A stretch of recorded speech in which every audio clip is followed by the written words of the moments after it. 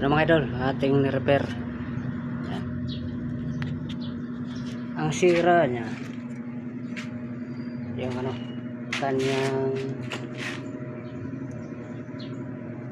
resistor. Akin ang G-number mga idol, resistor. Okay na, ayos na. Ayun. Nilagyan ko lang ng temporary ng stopper. Pag inalis ko to, napaling ng kusa to pag wala kasing sira yung kanyang pinaka rotation dito. Pero okay na to mga idol. Ayan, nagana na to. 1, 2, 3.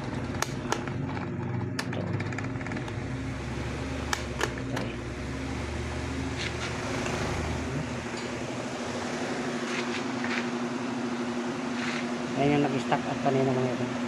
Pinayos natin. Ayos na. Thank you for watching. Ito na yung tanki mga idol nating ni-repair. Minasilyahan natin. Ito. Hinabol natin ng masilya yung bukol din.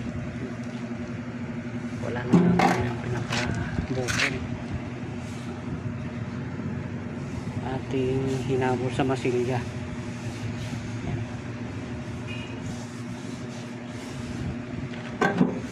Di pa nakondito yung may-ari, bibili pa daw siya ng masilya pa para pakapalin pa kayo.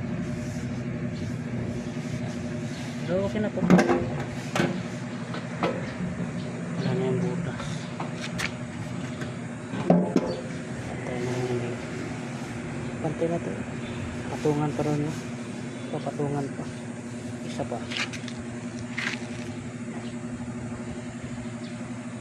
So okay na yun. Piturahan na lang sana yan.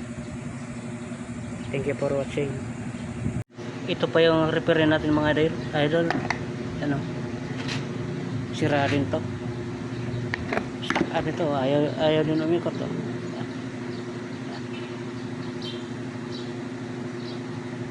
Malamang yung sira nito yung niya,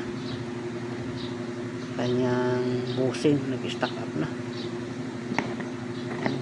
kinalawang na. Hindi lang yung busing, baka yung kanyang resistor sira na rin. Kapag ang resistor ay sira mga idol, ang dahilan noon nag-stack up to, stack up yung busing, kaya pag tumigas to nasunog yung resistor na naputok, nabigay. Kaya yun ang dahilan na